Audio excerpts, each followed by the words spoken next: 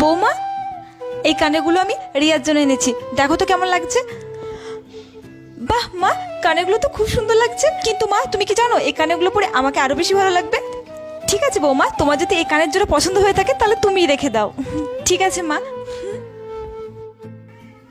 বৌমা, হ্যাঁ মা, আমি বাজারে যাচ্ছি রিয়ার জন্য শাড়ি কিনতে।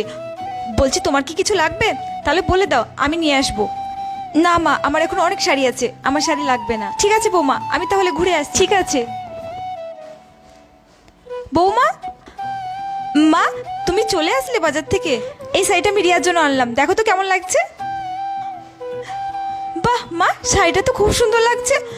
মা, আমি শাড়িটা রেখে দিচ্ছি, তুমি বরঞ্চ রিয়াদির জন্য আরেকটা নতুন শাড়ি নিয়ে এসে দিও। ঠিক আছে বৌমা, তুমি রেখে দাও।